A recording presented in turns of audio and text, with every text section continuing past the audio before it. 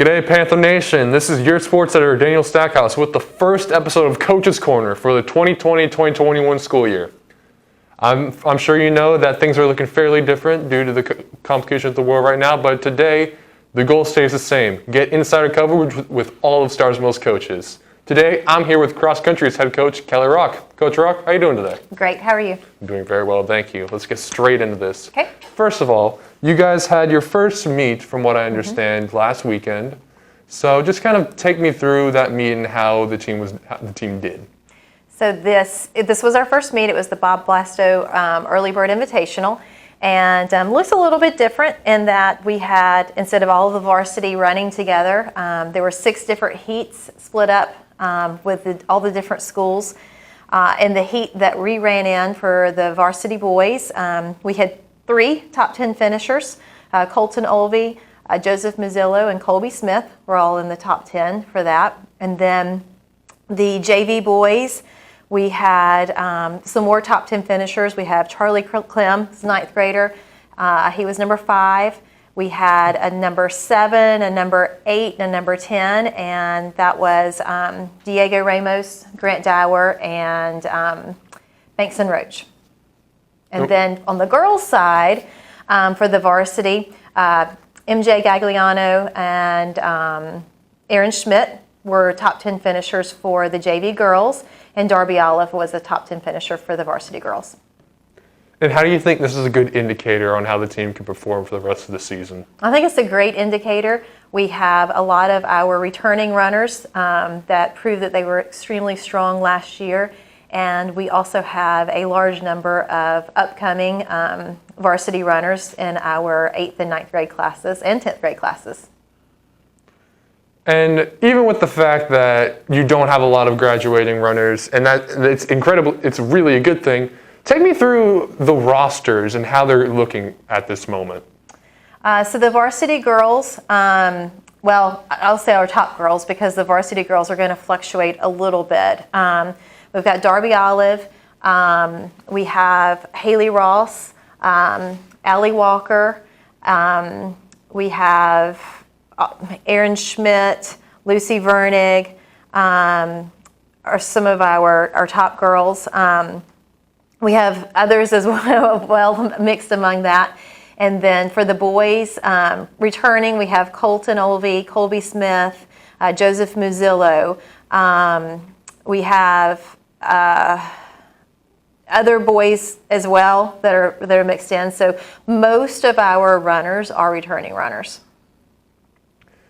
And in that mix, are there any names that have either surprised the team or made vast improvements from previous seasons? I think probably most surprising to the team is we have a large number of 9th graders and 8th graders that are running. And while the 8th graders can't run varsity yet, we can see that they have such great potential.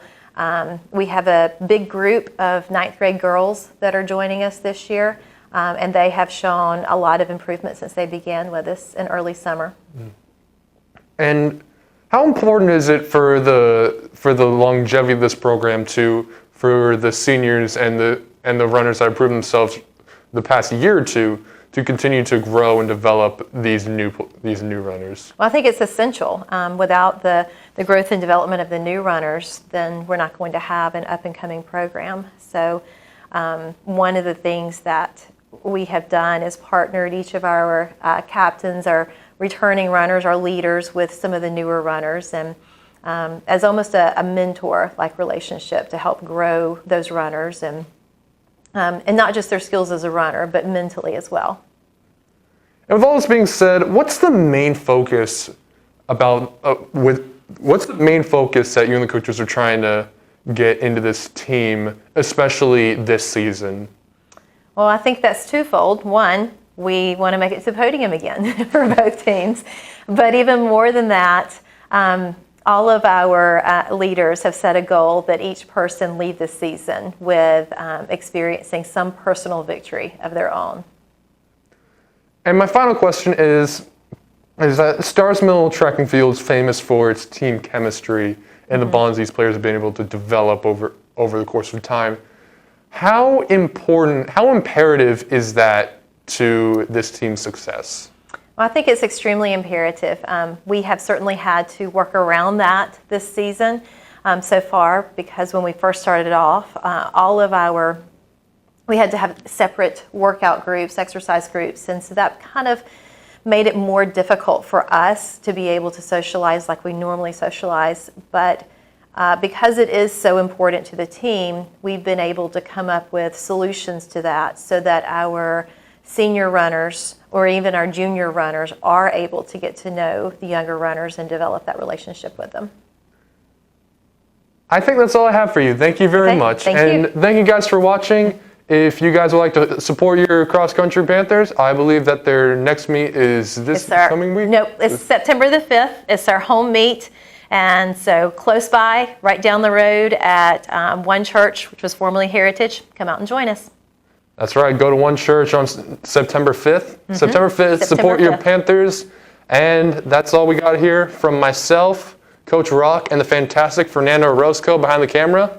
I'm Daniel Stackhouse. So long, everybody. Go Panthers.